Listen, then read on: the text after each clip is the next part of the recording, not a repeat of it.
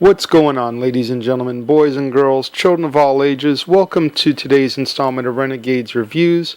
I am the Renegade J.J. Williams, here to bring you my thoughts on yet another horror movie.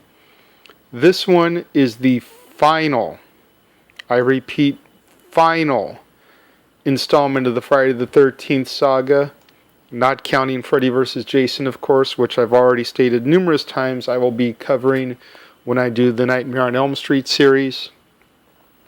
Today I'm going to talk about the 2009 remake of Friday the 13th. The general synopsis of this one, as if we don't know by now with the Friday the 13th franchise.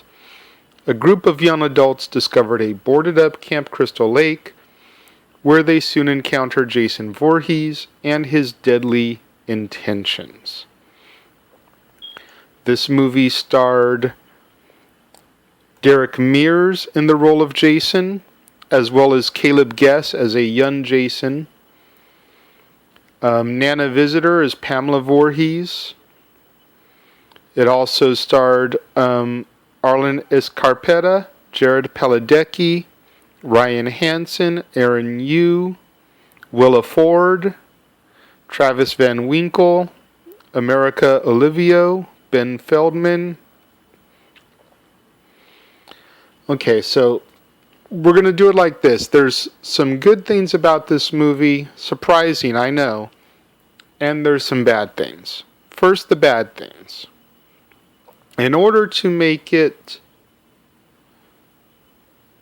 move quicker to today's audiences, who I feel don't have the ability to sit through long movies, we basically crammed the best parts of the first 4 movies into one. Okay? The prologue before the credits even really start rolling starts in 1980. Ironically, when the original movie was.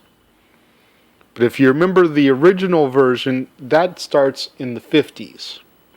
Okay, so this movie starts in 1980 and we see Pamela Voorhees trying to kill a counselor. She gets beheaded and Jason witnesses it. All the stuff that takes, a good hour and a half to unfold in the first movie, we see in about 5 minutes.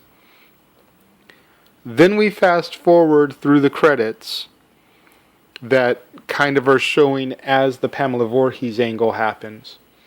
And we get a group of kids coming up to Crystal Lake. 30 years later, they're on a search for marijuana because it's got to be, drugs in a horror movie these days. And all of them, except for one person, get offed. Again, within about 10 minutes. Jason is wearing the sack over his head like he does for part 2. And a good portion of part 3.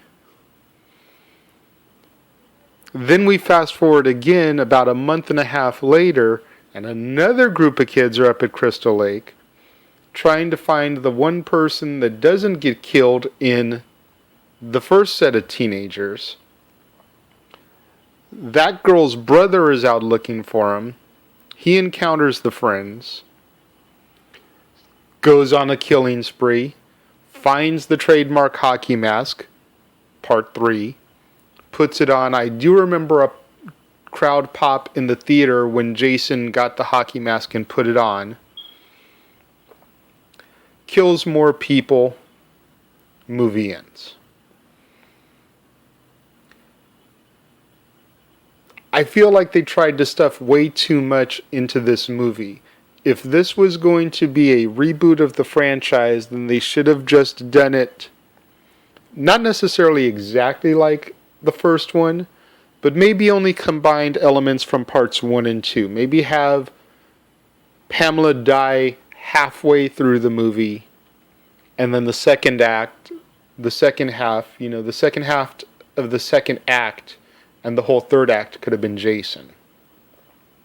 Thoughts? I remember Bruce was very disappointed in this one, as he was Really looking forward to the new Friday the 13th. I wasn't that disappointed when I saw it the first time. I thought it was a decent little movie. Not great, by no means did it hold up to the classics, but I didn't think it was as bad as he did. And upon reviewing it, I still kind of feel the same way. Aaron Yu, who played Chewie, did a good job. Arlen Escarpeta, who it didn't click with me when I saw it the first time, but I was sitting there watching it this time and I'm like, I recognize him. What do I recognize him from?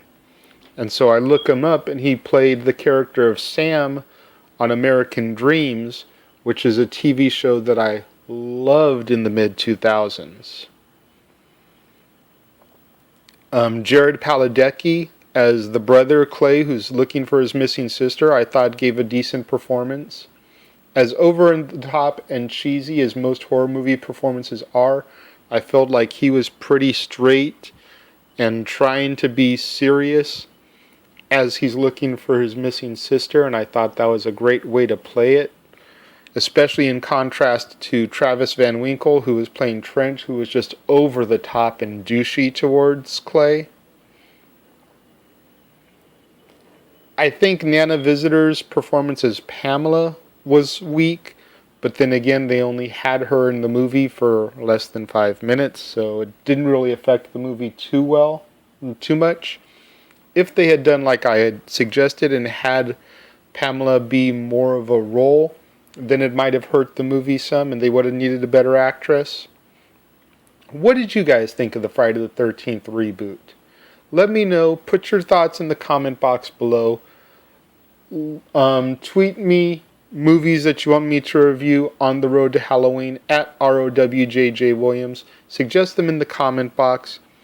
And until tomorrow, here on the Casa D18 Studios channel, when we dive into something that is not Friday the 13th, I am the Renegade JJ Williams, and I look forward to bringing you another Renegade review on the road to Halloween tomorrow, here on the Casa D18 Studios channel.